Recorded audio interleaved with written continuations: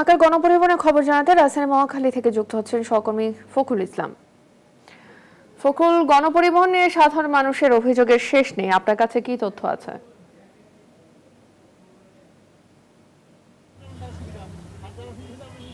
যোজনা, ধন্যবাদ আপনাকে। আমরা মহাখালী থেকে ৬ নম্বর রুটের ৬ নম্বর একটি বাসে উঠেছি। এটি একেবারেই ভিড়, আপনি দেখে থাকবেন আমার পেছনে একেবারে রাশ। এখানে প্রচুর যাত্রী রয়েছে। এখানে আসলে আমরা গত ৩ দিন ধরে গণপরিবহনের যে অব্যবস্থাপনাগুলো দেখিয়েছি, কোনো সিস্টেম আসলে সেভাবে ডেভেলপ করেনি।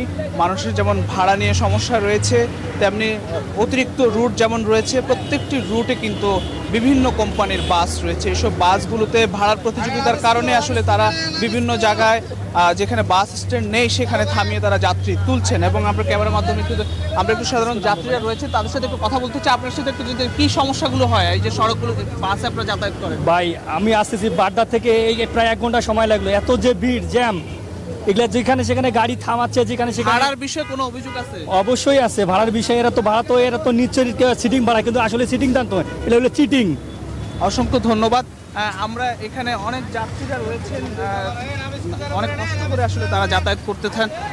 আপনার সাথে একটু কথা বলি যে আপনার নিশ্চয়ই বাসে যাতায়াত করতে হয় সব সময়, ভাড়া নিয়ে কোনো সমস্যা কিংবা এই যে একই কোম্পানিতে কিন্তু অসংখ্য কোম্পানির বাস রয়েছে।